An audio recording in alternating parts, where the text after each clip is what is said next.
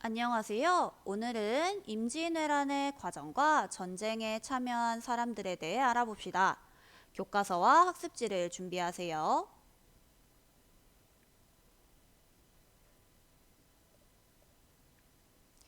임진왜란은 조선과 일본 사이에서 발생한 전쟁입니다. 이 전쟁 때문에 조선도 큰 변화를 겪게 되고요. 일본도 큰 변화를 겪게 됩니다. 어떤 과정이 있었는지 살펴보도록 할게요. 임진왜란의 발발. 도요토미 히데요시의 지휘로 1592년 일본이 부산을 침략했다. 선조는 의주까지 피란했다. 일본의 부산 침략 후 몇 달 만에 거의 조선 전체가 일본에 점령당하게 됩니다. 당시 왕이었던 선조는 의주까지 피란을 갑니다.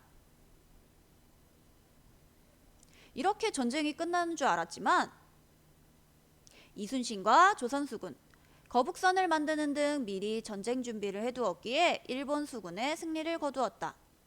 이순신을 비롯한 조선 수군은 남해안에서 일본 수군을 크게 물리치는데요.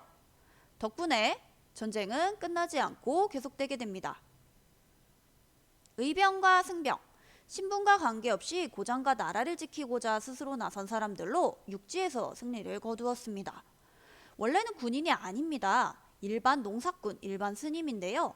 스스로 나라를 지키고자 나선 사람들입니다. 행주대첩. 권율과 조선 광군, 명군, 의병, 승병이 행주산성에서 승리했다. 이후 일본이 강화회담을 제안하며 잠시 전쟁이 멈춘다. 권율 장군이 이끄는 조선의 관군과 조선을 도와주기 위해 온 명나라의 군대, 의병, 승병이 모두 힘을 합쳐 행주산성에서 큰 승리를 거둡니다. 이후 일본은 강화회담을 제안하였고 잠시 전쟁이 멈추게 됩니다.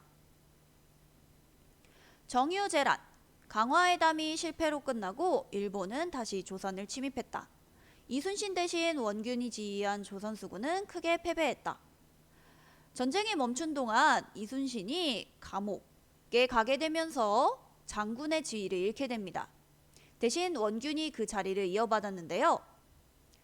일본이 다시 조선을 침입하자 원균은 맞서 싸웠지만 크게 패배하게 됩니다. 전쟁의 끝, 이순신이 돌아와 명랑해협에서 큰 승리를 거두었다. 명랑대첩. 일본군이 조선에서 철수하며 전쟁이 끝난다.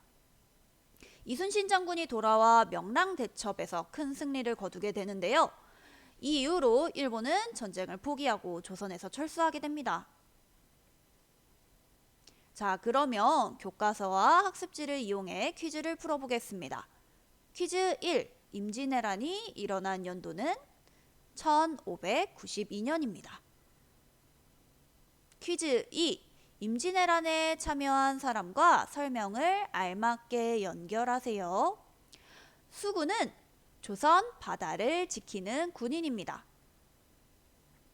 의병은 고장 나라를 지키고자 스스로 나선 사람들입니다.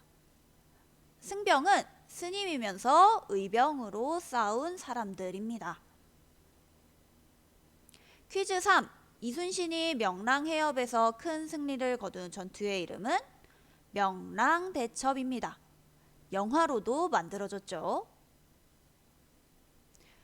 오늘 새로 알게 된 내용과 더 알고 싶은 내용을 스스로 적어봅시다. 모두 수고하셨습니다.